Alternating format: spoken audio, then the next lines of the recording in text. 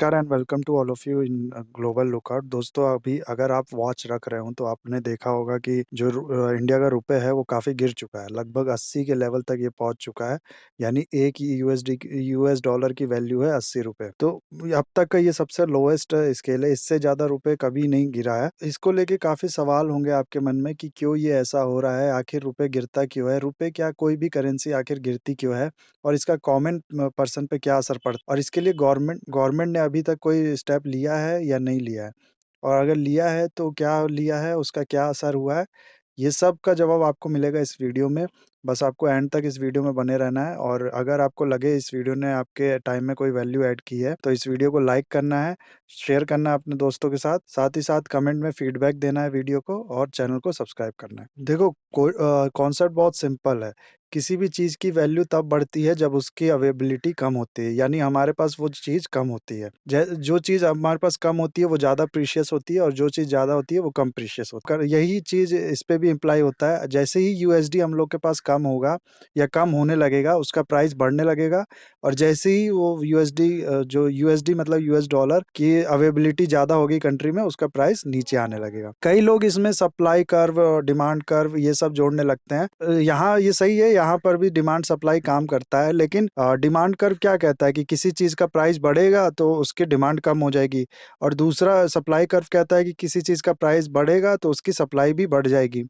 लेकिन हम लोग जो है एक स्टेप बैक की बात कर रहे हैं। हम लोग बात कर रहे हैं कि किसी चीज़ का प्राइस बढ़ा क्यों? तो इसको और बेसिक से समझोगे तो ज़्यादा बेटर रहेगा। सिंपल फंडा है कि किसी भी चीज़ के प्राइस तब बढ़ता है जब उसकी अवेलेबिलिटी कम होती है और किसी भी चीज़ का प्राइस तब कम होती है जब उसका अवेलेबिलिटी बढ़ता है। कोई भी फैक्टर जो देश में यूएस डॉलर लेके आएगा, उसकी वजह से प्राइस यूएस डॉलर का कम होगा और कोई भी फैक्टर देश से यूएस डॉलर बाहर भेजेगा, वो रुपए को गिरने में मदद करेगा। जैसे आप कोई चीज़ इम्पोर्ट करते हो, जब आप कोई चीज़ इम्पोर्ट करते हो तो क्या होता है, जो इम्पोर्टर्स हैं वो सामान लेके आते हैं बाहर से कंट्री में और इसके बदले वो पेमेंट करते हैं, वो करते हैं डॉलर में। तो इस डॉलर की पेमेंट के लिए वो इससे पहले जाते हैं रिज़र्व में अपना रुपए देते हैं और रुपए दे के डॉलर खरीदते हैं। तो जब डॉलर खरीद के डॉलर बाहर भेजते हैं इम्पोर्टर्स, तो क्या होता है, देश में डॉलर कम हो जाता है और जिसकी वजह से जो डॉलर का है उसकी वैल्यू बढ़ती है और रुपए की वैल्यू कम होती है। तो इसका मतलब है कि इम्पोर्ट बढ़ेगा तो डॉलर की वैल्यू बढ़ेगी और रुपए की वैल्यू कम होगी। यानी इम्पोर्ट की वजह से रुपए गिरता है। अगर ज़्यादा इम्पोर्ट होगा तो रुपए गिरेगा। और ऐसे ही अगर एक्सपोर्टर है जो सामान बाहर भेजता है, वो क्या करता है कि जो बाहर से सामान के बदले में पेमेंट रिसीव करता है डॉलर में और रिज़र्व में लाके वो डॉलर दे देता है और उसके बदले में रुपए लेता है। एक्सपोर्टर क्या कर रहा है? एक्सपोर्टर बाहर से डॉलर लाके दे रहा है कंट्री में डॉलर लेके आ रहा है। तो इसकी वजह से डॉलर की अवेलेबिलिटी बढ़ी तो डॉलर का प्राइस नीचे होगा, यानी डॉलर की वैल्यू कम होगी और रुपए बढ़ेगा। इसका मतलब इम्पोर्ट बढ़ने से रुपए गिरता है और एक्सपोर्ट बढ़ने से कंट्री का रुपए इंक्रीज करता है, उसकी वैल्यू बढ़ती है। और यहाँ भी इक्विलिब्रियम का कॉन्सेप्ट काम करता है। कैसे? देखो, इसको एक एग्जांपल से समझते हैं। मान लीजिए किसी देश का इम्पोर्ट बढ़ रहा है, तो इम्पोर्ट बढ़ रहा है, इस देश की करेंसी है उसकी वैल्यू कम हो रही है और डॉलर की वैल्यू बढ़ रही है। तो डॉलर की वैल्यू जब बढ़ती है तो क्या होता है, जो एक्सपोर्टर्स होते हैं जिनको डॉलर में पेमेंट मिलती है, वो ले आते हैं वो डॉलर अपने देश के रिज़र्व में और रिज़र्व से जब एक्सचेंज करते हैं तो उसी डॉलर के बदले उनको अपने देश की ज़्यादा करेंसी मिलती है। मान लीजिए पहले डॉलर की वैल्यू थी वो ₹100 थी, एग्ज़ाम्पल के तौर पे मान लेते हैं हम लोग, और इम्पोर्ट ज़्यादा होने लगा, डॉलर की वैल्यू 100 से बढ़ के 120 हो गई। तो एक्सपोर्टर जो हैं वो डॉलर लेके आते हैं इंडिया में, तो उस डॉलर के बदले में, उस $1 के बदले में जहाँ उनको पहले ₹100 मिलने थे, अब वो उनको ₹120 मिलेंगे। तो इसलिए जो एक्सपोर्ट होता है वो भी अट्रैक्टिव हो जाता है, एक्सपोर्ट भी बढ़ने लगता है। एक्सपोर्ट में ज़्यादा पार्टिसिपेट करने लगता है और एक्सपोर्ट बढ़ने लगता है। की वजह से डॉलर जो है वो ज़्यादा आने लगता है कंट्री में और फिर डॉलर का प्राइस दोबारा गिरने लगता है। तो ये दोनों जो है एक एक इक्विलिब्रियम प्राइस पे आके सेटल हो जाते हैं। तो हुआ क्या? इम्पोर्ट बढ़ा, इम्पोर्ट की वजह से डॉलर का प्राइस बढ़ गया, फिर उसकी वजह से एक्सपोर्ट बढ़ा, एक्सपोर्ट की वजह से डॉलर का प्राइस नीचे आ गया। तो ये एक पूरा सर्किल की तरह काम करता है। दोनों का फैक्टर एक इक्विलिब्रियम पे लाके जो है प्राइस को बिठा देता है, डॉलर के प्राइस को बिठा देता है, जो कि हम लोग इक्विलिब्रियम प्राइस कहते हैं। इसी बेसिस पे बहुत लोग इसमें भी ये कह रहे हैं कि ठीक तो है कि डॉलर का प्राइस बढ़ रहा है तो इसे बढ़ने दो, हमारे एक्सपोर्टर्स को फायदा होगा। बाहर जो एक्सपोर्ट बढ़ेगा इंडिया का और धीरे-धीरे फिर डॉलर आएगा देश के अंदर, तो जिसकी वजह से ये रुपए जो है वो बढ़ने लगेगा और फिर इंडिया की जो इंडस्ट्रीज़ हैं उनको भी बाहर अपना प्रोडक्ट बेच पाएँगी, तो इससे फ़ायदा होगा। लेकिन क्या होता है ना, देखो गाइज़, जब हम लोग कोई कॉन्सेप्ट समझते हैं इकोनॉमिक्स में, तो हम लोग उस सिंगल चीज़ का इफ़ेक्ट पता करने के लिए क्या असम्पशन करते हैं कि बाकी चीज़ कांस्टेंट है। जैसे आप डिमांड लॉ और सप्लाई लॉ पढ़ रहे होंगे, तो आपने ये माना होगा कि जो बाकी सब चीज़ हैं, वो कांस्टेंट है, तब प्राइस का क्या इफ़ेक्ट पड़ता है डिमांड में। आपने ये लिखा होगा हमेशा कि if we consider all other things are constant, then if price of a product increase, its demand will decrease। तो ये जो assumption है, ये पढ़ने के लिए तो ठीक है, कॉन्सेप्ट समझने के लिए ठीक है, लेकिन रियल लाइफ में क्या होता है कि एक साथ बहुत से फैक्टर इन्फ्लुएंस करते हैं इकोनॉमी को। अभी क्या हो रहा है, कोविड की वजह से या फिर ये जो रशिया यूक्रेन वॉर की वजह से जो ग्लोबल डिमांड है बहुत ज़्यादा कम हो चुकी है। तो जब डिमांड ही नहीं है, तो एक्सपोर्ट करोगे क्या आप लोग? ठीक है? तो इसका कहने का मतलब है कि उतना एक्सपोर्ट में फ़ायदा नहीं होगा। साथ ही साथ जो कंट्री में इन्फ्लेशन भी बहुत ज़्यादा है, तो जो फ़ायदा मिलना था एक्सपोर्टर्स को ज़्यादा रुपए मिलने के वजह से $1 के अगेंस्ट, वो उतना मिलेगा नहीं। ये था गाइज़ एक फैक्टर, इम्पोर्ट एक्सपोर्ट में क्या उसकी वजह से क्या असर पड़ता है करेंसी के रेट में। लेकिन आपको बताऊँ, सिर्फ़ इसी फैक्टर से व असर नहीं पड़ता है, बहुत से अदर फैक्टर है जो इन्फ्लुएंस करते हैं किसी कंट्री का जो एक्सचेंज रेट होता है डॉलर के अगेंस्ट, वो उसको, जिसका बेसिस हमेशा सेम रहेगा। बेसिस क्या रहेगा कि जो कोई भी चीज़ अगर डॉलर को लेके आती है कंट्री में, तो उसकी वजह से जो डॉलर का वैल्यू है वो कम होगा, रुपए का प्राइस यानी डोमेस्टिक करेंसी का प्राइस बढ़ेगा।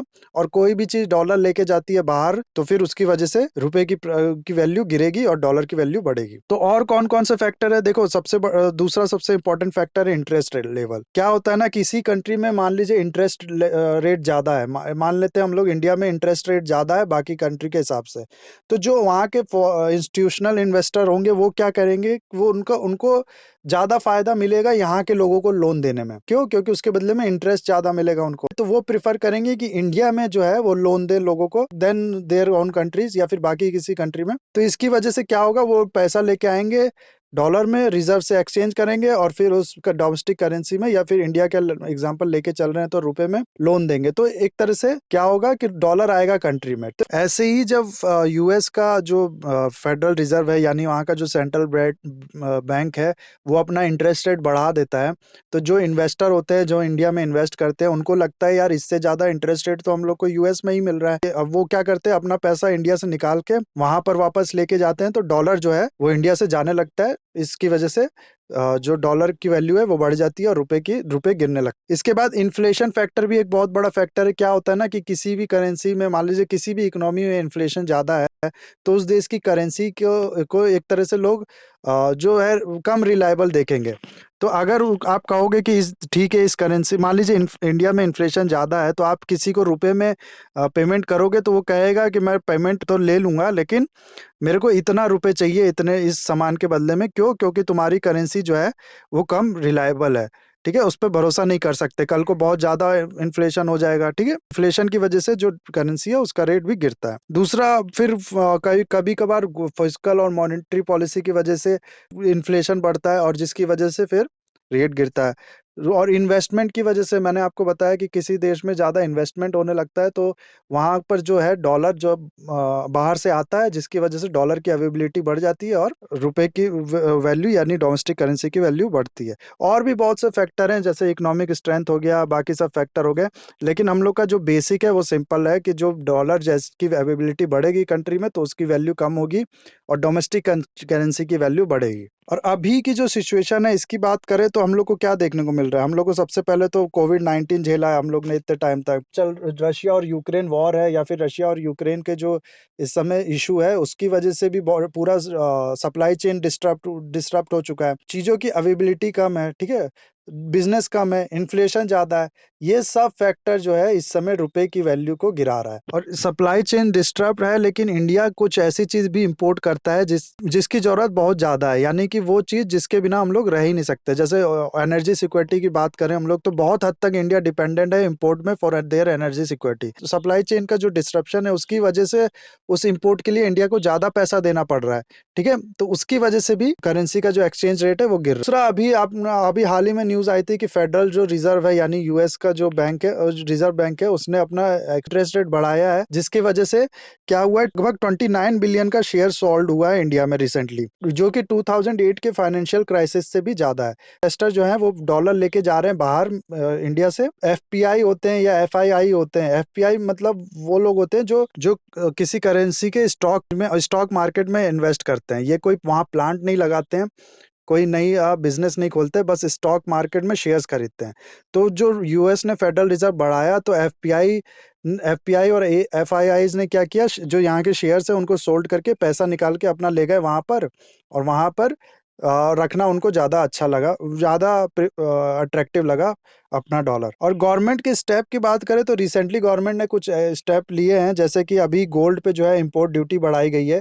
गोल्ड एक बहुत बड़ा इम्पोर्ट आइटम था इंडिया के लिए, बहुत से लोग गोल्ड खरीदना पसंद करते थे, तो जिसकी वजह से क्या होता था कि बहुत से जो डॉलर है वो बाहर जाता था इंडिया से, इसलिए गवर्नमेंट पे जो इम्पोर्ट ड्यूटी है वो बढ़ाई है गवर्नमेंट ने। साथ ही साथ गाइस कुछ लोग ये आर्गुमेंट देते हैं कि इतना घबराने की जरूरत नहीं है इस जो रुपए के डाउनफॉल हुआ है उसकी वजह से, क्योंकि जो लगभग सारी करेंसी है आप देखेंगे तो सबका लगभग थोड़ा बहुत डाउनफॉल हुआ है। साथ ही साथ ये कहा जा रहा है कि जो इंडिया की करेंसी है वो बाकी करेंसी से एटलीस्ट बेटर परफॉर्मर है, तो इसकी वजह से कहते हैं कि हमें उतना घबराने की जरूरत नहीं है। लेकिन अब क्या जो इकोनॉमी है उसमें कब कौन सा फैक्टर दरअसल ज्यादा डोमिनेट हो जाए ये कहना मुश्किल होता है, तो इसलिए मैं इसको यहाँ पर ओपन छोड़ूंगा और आपसे पूछूंगा आपको क्या लगता है कि ये जो डाउनफॉल हुआ है इतना, इसके लिए घबराने की जरूरत है या नहीं है। को अगर कोई और आइडिया हो कि और कौन सा स्टेप ले सकती है गवर्नमेंट तो वो भी मेरे को कमेंट में जरूर बताइएगा। साथ ही साथ इस वीडियो को लाइक कीजिए, शेयर कीजिए अपने दोस्तों के साथ और चैनल को सब्सक्राइब कीजिए। That's it for the video guys, have a nice day, take care.